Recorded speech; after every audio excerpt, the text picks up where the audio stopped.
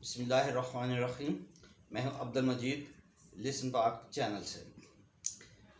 ناظرین، آج کل گولڈ مارکیٹ کی کوئی سمجھ نہیں آ رہی، اکانومسٹ بھی نہیں سمجھ رہے کہ یہ دیکھیں گولڈ مارکیٹ کے اندر انٹرنیشنل مارکیٹ میں ریٹس کم ہو رہے ہیں اور ڈالر مارکیٹ کے اندر ڈالر کے ریٹ بھی کم ہو رہے ہیں. ڈالر جو کچھ دن پہلے 330 یا 335 کی رینج میں تھا، اب ڈالر 300 سے بھی کم روپے میں اویلیبل ہے. تو ڈالر کے ریٹ کم ہونے کے باوجود بھی گولڈ کے ریٹ انکریز کر گئے ہیں.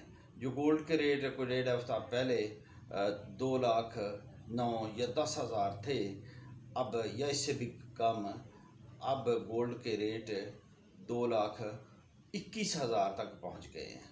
تو اصولاً تو گولڈ کے ریٹس کو کم ہونا چاہیے تھا، کیونکہ ڈالر کا ریٹ بھی کم ہوا اور انٹرنیشنل مارکیٹ میں گولڈ کا ریٹ بھی کم ہوا. لیکن یہ ایسے کیوں ہو گیا کہ گولڈ کے ریٹ انکریز کیوں کر گئے؟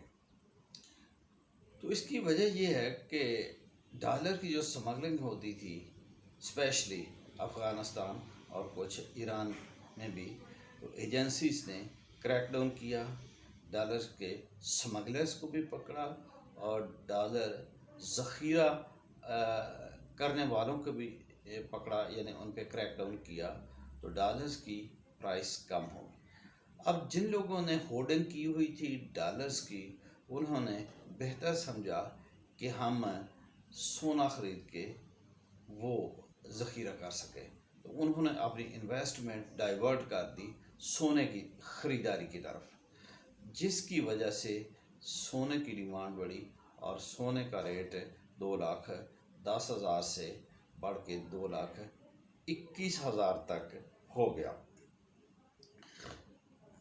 گورنمنٹ نے کریک ڈاؤن کیا کراچی کی گولڈ مارکیٹ میں، وہاں سے کچھ سمگلرز کو بھی پکڑا، کچھ بڑے بڑے جو اسپیکولیٹرز ہیں ان پہ بھی ہاتھ ڈالا، اور انہوں نے وعدہ کیا کہ ہم گورنمنٹ کے ساتھ کوآپریٹ کرتے ہیں اور گولڈ کی سمگلنگ کو ختم کر دیں گے.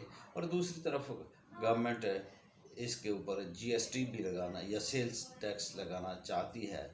تو گولڈ کی ایسوسیشن اس پہ ایگری ہو گئی ہے کہ ہم ہر قسم کا تعاون کریں گے.